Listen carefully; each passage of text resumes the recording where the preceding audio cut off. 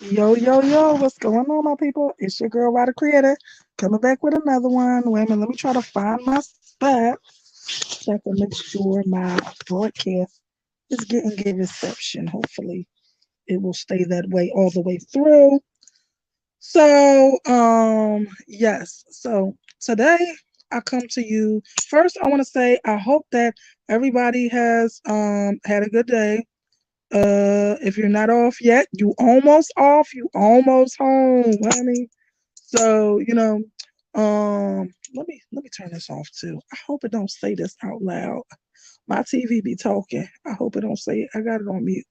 I hope it still don't say it. Cause so anyway, now back to what I was saying. I hope everybody is having a good day or turning into evening. For the people that's not off from work yet, you almost home. You almost home. Just a few more minutes. Just a few more minutes. You can get up out of there. Okay.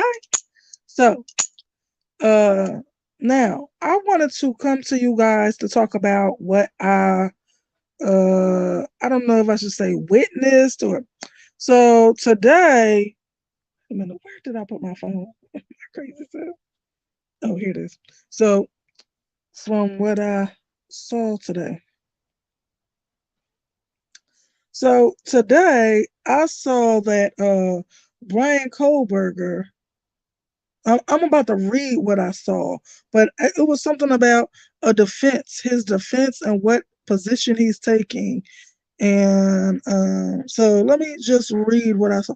So, Bryan Kohberger, who is accused of taking the lives of four University of Idaho students in November 2022, was out driving west of Moscow, Idaho, the night of the slayings, his attorney says.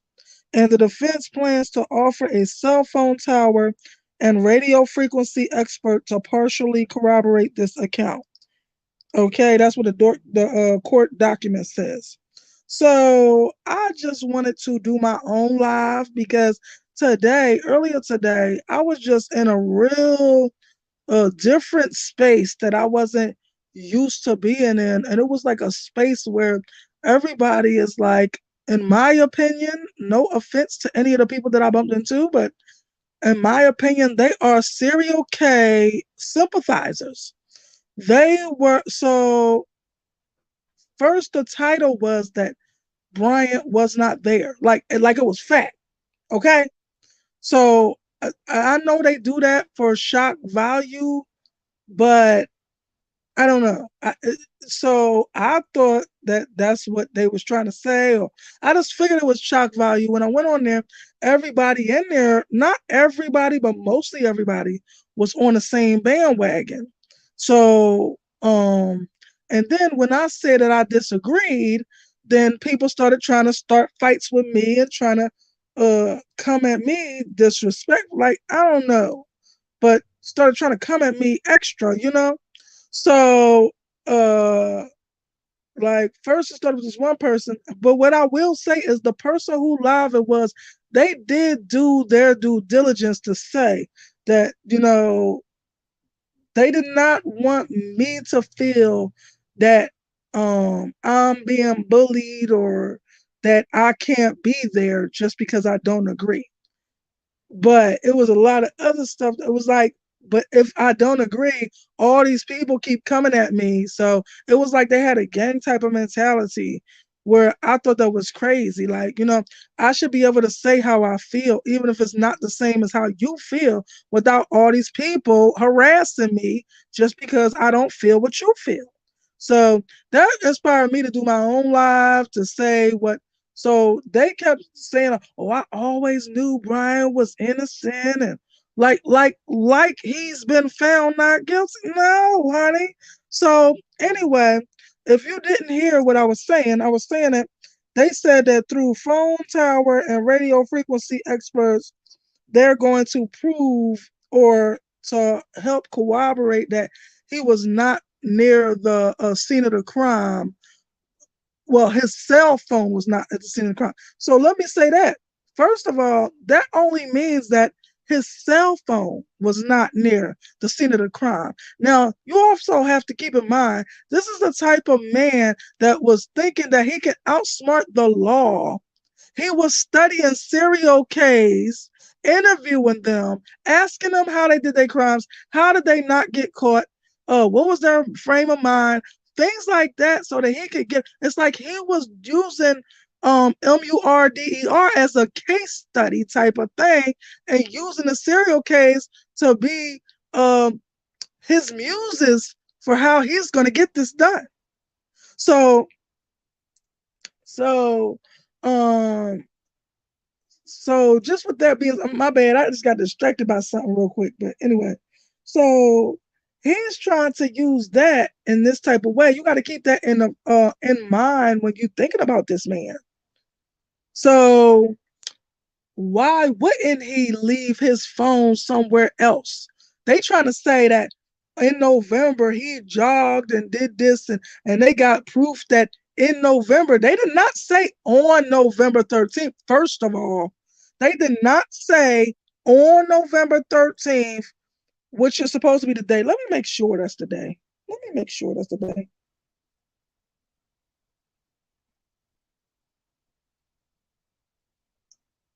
Yeah, let me make sure. I think it is today. Let me see. Yeah, because I put that in, but I don't know. So anyway, I assume that it's November 13th. But yeah, he was trying. They didn't say November 13th. Let me say that too. On what I read, it did not say the exact day. So he's trying to use a lump sum of days of him usually doing this scheduled whatever, that saying that that an expert could corroborate that his phone was somewhere else and not at the scene of the crime. Well, the thing at hand is the phone was never included in the whole crime evidence anyway. Even before y'all try, like before this whole thing just came out today, that's supposed to be a part of a defense, or yesterday, whenever it came out. Before this whole thing just came out, the phone was never a part of evidence to prove that he was there or not there. They said they thought that he cut off his phone when he went there. So it never was a part of evidence. So I don't understand how they think that it's going to absolve him from the crime when his phone was never a factor in the whole situation anyway. So all that proves is that his phone was there. You know what else needs to be tested? His laptop, because this boy go everywhere with his laptop. So his laptop needs to be tested. See if that was over there on the trail. See if that was over at his house. See if that wasn't in his car. Also, I was trying to tell these people in this live where they was tripping on me. I was trying to say the prosecution can do something called digital vehicle forensics to see if Bryant was at the scene of, see where his car was at the time of the crime. Now, for the people that don't know what digital vehicle forensics is, digital vehicle forensics is when they dissect every computer that is in your car. It's like hundreds of computers in your car that all come together to make this function as one whole computer. But like, so I'm gonna try to break it down the best I can. So what I mean by that is like, okay, uh the thing that unlocks your doors, that's a computer in itself. What you use to put your ignition, your key in ignition and turn it, that is a computer. The compass on your car is an ignition. The thing that says how the fuel is a computer, is a computer as well. The trunk, when it opens, is a computer. When you open the door, it's a computer. When you roll down a window, it's a computer. Like, it's a whole bunch of computers in your car that work all together as one functional whole computer. So with digital forensics, it literally just uses all the computers to get all the information they can about what your vehicle was up to. So he had a rental vehicle at the time. So if he was going somewhere, it will tell you where he stopped. When the brake and everything is a computer in your car. So when he stopped at this place, where it was because of the compass computer, where it was, what was done. Did he hit the trunk? Did he take this? Or did he open the door? Did he do this? Did he do that? How long was he stopped there for? How long did it take him to go again? Like things like that. And through this, I first learned about this through Suzanne Morphew's case. And it was showing that Barry has stopped this long time at this place, and that turned out to be the place where he threw her helmet to try to make it look like she went off a trail or something when it was what in the world is going on outside my house? But anyway, so he has stopped for a minute. He stopped for like 20, it might have been longer than 20 minutes to try to make it look like that, like, I don't know. I don't think he knew that people have recorded things like this. The computers record motion like this and stuff. So he stopped for a long time there. And so they went to go check out why he stopped in this particular place for this long. And then they found her helmet there. So he threw her helmet out there to make it look like she went off the trail and that she might have got lost and went down a cliff or something. No, that was not the case, but he was busy trying to be slick, which is the same thing I feel for Bryan Kohberger. I feel like if they just did the digital vehicle forensics, they could find out a whole lot more, and they could find out where his car was at the time of the crime. Okay, so let me get a little sip of water. Hey, how are you, honey bunny? I didn't even know you was here. I'm so sorry. I'm doing good. So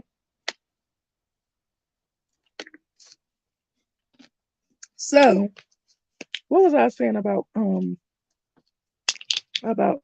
time of the crime, about that, about whatever, what else did I wanted to say about that? So I feel like they need to do digital vehicle forensics. That's what I said in the chat. These people jump. So then I said, and Bryan had a bunch of knife wounds all over his hands and on, because these people was in there saying that this man is innocent. The whole room, the whole chat was saying that this man is innocent. So it was a bunch of MURDERER sympathizers. They didn't care whether, to me, they didn't care whether this man did it or not. They were saying he didn't do it. Because look, so I said this, right? I said Bryan had, and the reason why I know this is because I might go back after I finish this live and put my I don't know if I'm gonna take the time to figure out how to do that, but and put my other videos connected in the description box so that you could go and hit the link for them videos and go see the videos that I'm talking about, because I reported on this stuff. Like, I don't got no reason to be sitting up here making up nothing to y'all to make y'all serial case sympathizers feel that you are wrong. No, I've been doing this before y'all ever. I don't know if y'all heard about the situation yet. I don't know. But the judging by the way y'all love the BLOOD guts and gore of it all, I think y'all would have heard about it. So I wonder if y'all was claiming his innocence back then, because this was ridiculous. I was in like a chat full. Let's say it was 300 people in there. It might not have been that much, but it was between 200 and 300. So let's just say that it was 200 people in the chat. Let's say at least it was 200 people in the chat, and let's say 3 of us felt like that this was wrong. That, like, no, y'all tripping, trying to say this man is innocent. And so look, I got a right to disagree with people, but they didn't have to act like that the way they was acting in there. So anyway, so yes, and so when I said plus Bryan had knife wounds all over his hands and on his arms, right? Now, the reason why I know this is because I have a piece where it shows him with the knife wounds on his hands and his arms. And this is when he was stopped by the cops on the highway when him and his dad was heading to Pennsylvania. Okay, I know this because I looked at this, and the thing was, I don't know if I looked at it too. I don't even know how I end up seeing that. But what I do know is in my so let me go back and take y'all a little bit back. How I found out a lot of information before the news had the information available. Before that, I use my spiritual gifts to find out information. I also use my divine rods with help from God and the ancestors to find out information. And so, with all of this, like a combination of this, I was trying to make a suspect profile. Okay, this is before anybody knew anything about who did it. This is before all of this, and you can find it too. So I had went through everything and said, and what I remember, the thing that stuck out to me, the thing that sticks out the most out of what I said about the suspect profile, I said that no, two things that stick out. I said he is probably most likely a military man. For some reason I felt like that, but he wasn't a military man, but he was in the Army Rangers. So that kind of is, even if I'm wrong, I'm right. Okay. So even when I was wrong, I was right. He was a Army Ranger, which is some form of military stuff. He was going to go be a Army Ranger. He has like, it's like a I don't know how to say that. It's almost like a pre-program to become the Army Rangers or something. So anyway, so that would fit into the category of being a military man, even though he didn't go through with it and become one. So that, and I remember that I said that this man hair was like Adam Levine, right? So the first picture of him that was revealed. Now, so when I did this, I had this profile all put together and everything since, like, let's just say it was December 19th. I don't really remember if it was since December 19th or if that was the day that, I don't really remember. I just know it was 2 to 3 weeks before or 2 to 3 weeks before he was arrested. But I never put it out, right? I kept procrastinating or something. So I just put it all together in a video, and then I decided that I was going to put it out. Now, by the time I finished making this video and put it together the way I wanted, because I'm like a perfectionist. That's why I can't stand doing stuff like that, like videos and stuff. I will take forever to do it because I will see something wrong and I'm like, no, I got to go fix that. I got to go back and do this. So anyway, by the time I was finished this particular night, it was about 2:30 to 3 o'clock in the morning, right? 2 or 3 o'clock in the morning. So yeah, it was about 2 o'clock in the morning, I think. But anyway, so I was like, I said, God, should I put it out? Should I put it out now? I feel like ain't nobody gonna watch it. So I said, should I put it out now? God was like, absolutely. I said, you don't think I should wait till tomorrow? God was like, no, absolutely not. Like with my rods, right? Saying absolutely not. So I put it out right then and there, 2 in the morning, right? So don't you know the reason why God insisted on me putting it out like that is because by between 2 p.m. and 5 p.m. that afternoon, he was going to be arrested. So when they showed a picture of him arrested, don't you know he looked like a effed up version of Adam Levine in that picture that where he was arrested? I was like, oh my God. I don't remember all the things that I said in the suspect profile that I made up myself. But I don't remember all the things I said, but I remember saying when the arrest happened that evening, I said, Well, he's been arrested. And I said, and there are some similarities because I had just put out the other one. So then I started comparing the similarities. So I remember that specifically that this man did look like a weird effed up version of Adam Levine. I remember saying that. I said it in the video too. I said it in both. No, I said it in the video after. So it's one that was made 2 in the morning, and then it's one that was made later that night. Like let's say I made it about 7 o'clock that night, and I said, and there are similarities. And when I said that or whatever, then I started going over what I said in the first one and where the similarities are. So yeah, I just want to say something about that. So I already had a suspect profile before anybody picked up this man. They didn't even pick up this man yet. Then I don't know what I said about that he had cuts.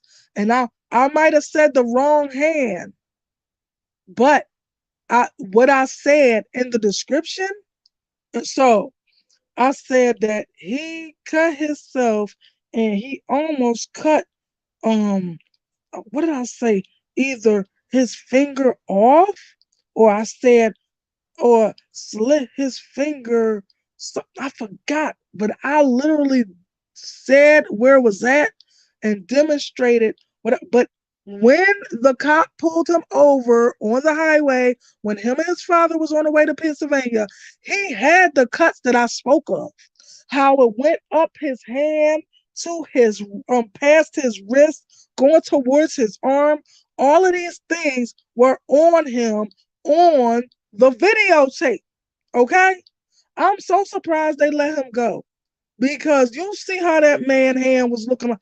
It was crazy. I mean, I can't remember. I can't remember if. Well, I'm just gonna leave that part alone. But yeah, I remember that we seen clearly that his whole hand was cut from the side to all the way to like past his wrist on his arm from that. And it was a part where I don't know where at, but one of his fingers, it was almost like they was almost slit in half because that's what happens when people be doing crimes and they be getting a little carried away and they end up slicing themselves. Okay? So I said that in there, and damn if it didn't show right up in front of my face on video on a police cam. Okay? I'm surprised they let him go with his hands looking like that. And they lied to the man, they lied to the cop and said that they was coming from somewhere and that it was a school shooting or something, and this is what they lied and said. So and said that that's why they were something. I don't know what they were pulled over for. I don't know if it was speeding. I don't know if it was driving erratically. I don't really know. But I just remember they used that as an excuse that they was coming from, which was a lie. And I was trying to see if the dad was in on the lie with Bryan, or did he really believe that's what happened? And that's how Bryan got his dad to come down there and pick him up. Because he got his dad to come down here there with him so that they can go back together to PA. So I was just trying to put that together. I don't really remember what I came up with. But yeah, maybe I should ask that now. Did the dad know that Bryan was lying about the school SHOOTING? He did know Bryan was lying about it. He did.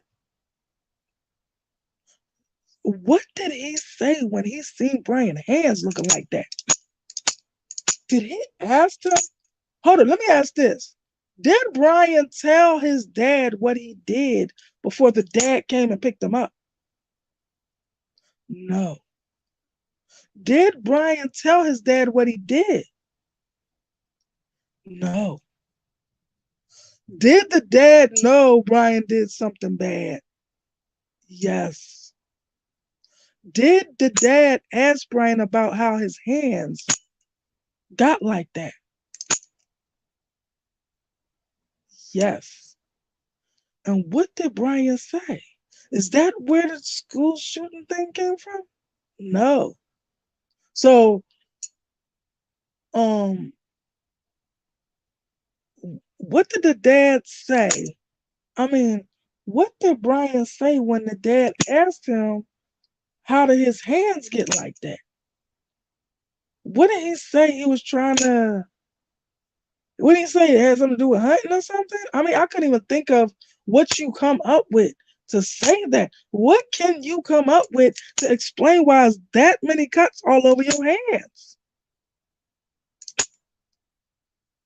What did because I know the dad when he seen those hands, I know he knew Bryan did something bad, and that's why he was called down there.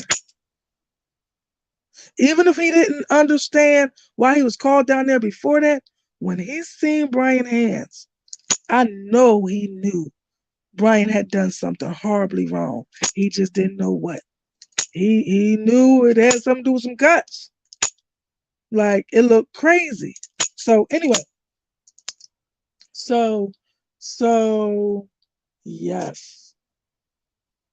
What did Bryan try to say for an excuse? He said what? He said, I can't even think of an excuse that would make sense of why you got that many cuts on your hands.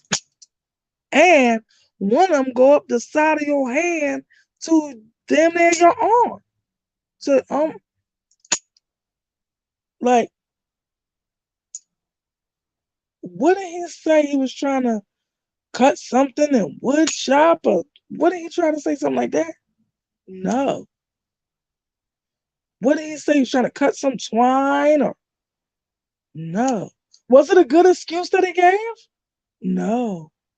Did he tell his dad the truth when the dad asked him? No, he didn't. He didn't tell him.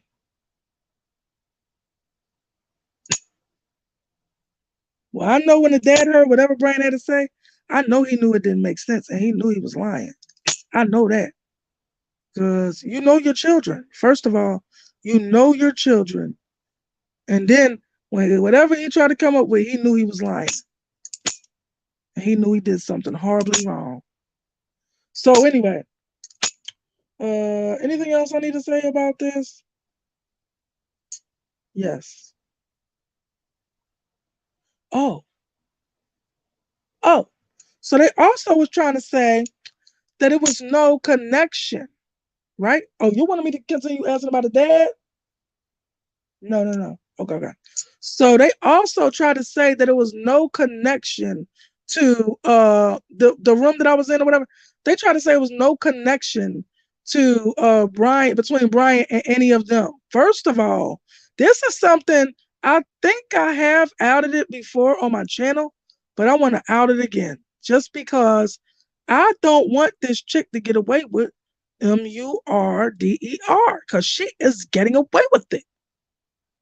So I think the connection is actually Dylan, the one who took 12 to 13 hours or something to call the police, had her called her friends over and everything before she called the police.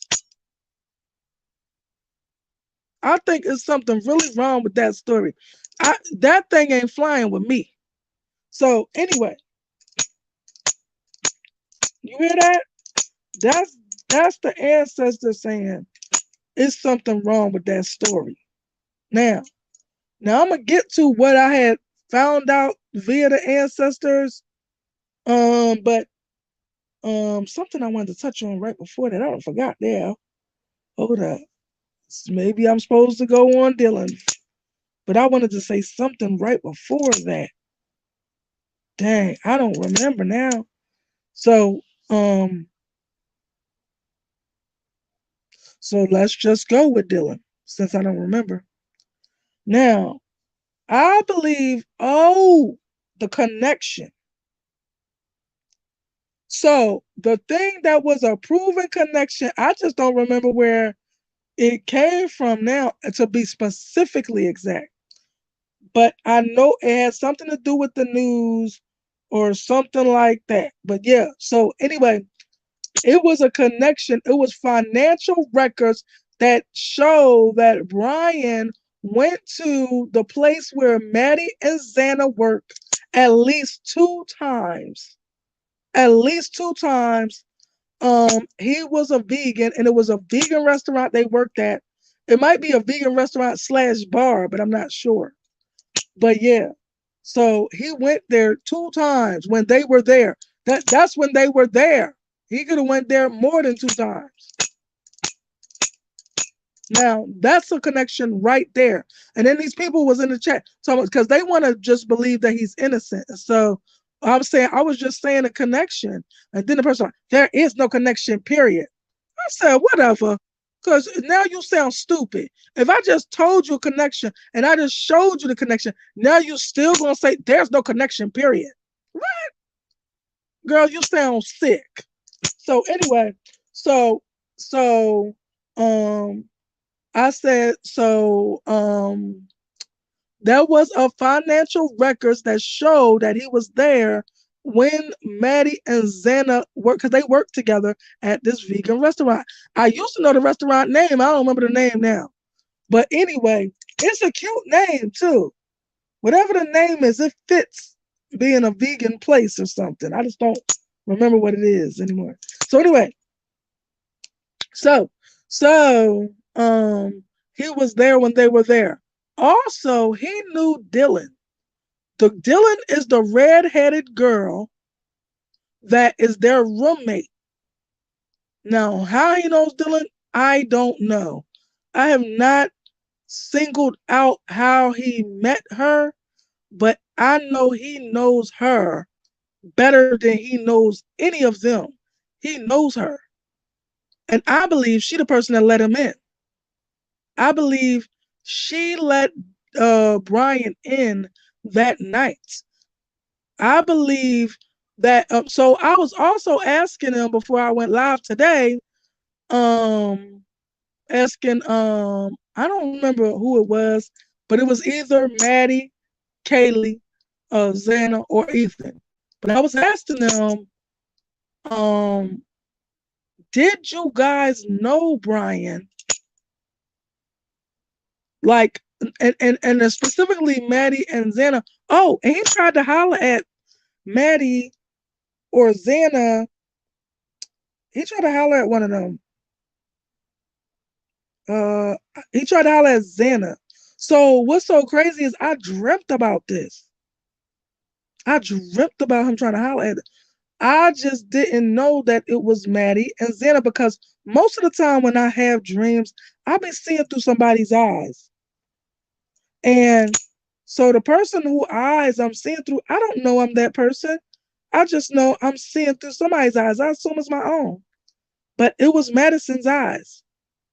And he was in front of me through Madison's eyes.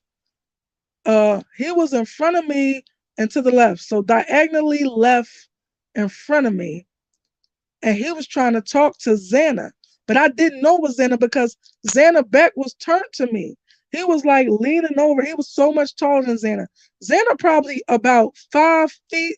At the most, she 5'2", I believe. At the most, she is 5'2". So he was like all bending over because he's tall.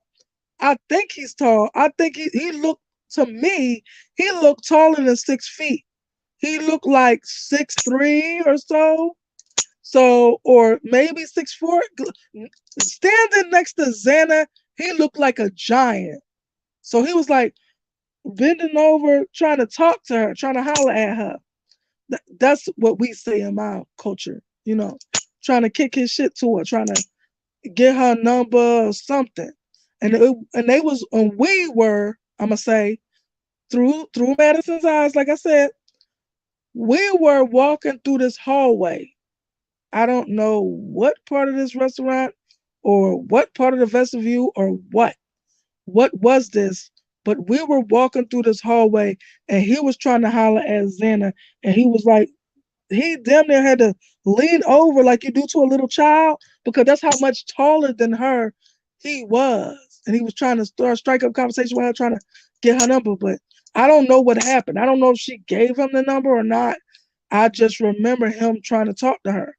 Now, this was one of those dreams where I had a whole bunch of other dreams intersect these dreams. So it was like this part was about them, then it was another part that was about Takeoff, then it was another part that had to do with my uncle, and then I even talked about all of this before on my channel. But but then at the end it took me back, and what I didn't recognize is that every time it has something to do with them, with Maddie, Kaylee, Xana, or Ethan, I was seeing through Madison's eyes. I thought I was seeing one thing through Madison's or Xana's eyes, but it was always Madison's eyes I was seeing through. So I thought that the last part when I was saying something about the bed and that um I was laying a certain way that I ended up on top of, I thought I was Kaylee and that I was on top of Madison, but like across her or something. And I tried to talk, but no, I was Madison the whole time. Every time I dreamt about this or anything, I was always Madison. For some reason, I thought, wait a minute, that's not all the way entirely true, is it? Remember, oh man, it was some other part of a dream, and I swore it was Xana I was seeing through that. Something about the the bathroom in the walkway of the bathroom. Was that Xana? That was Xana. So yeah, it was one other dream, but this probably wasn't the same night. So so maybe one dream was through Xana's eyes. Cause I can't remember it, but I know I put it on my channel. So if you're interested, you can go back digging and see anything that got to do with them. You can find out what I'm talking about. Because this was through Xana's eyes. And it has something to do with the bathroom. With the bathroom and like a doorway or a walkway or going up to the room of Xana and Ethan. I just cannot remember anymore because it's been a while.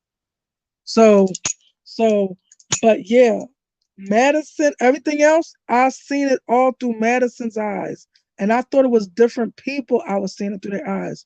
But it was Madison's eyes the whole time, especially that night of the dreams with the different dreams. I thought they was all different dreams.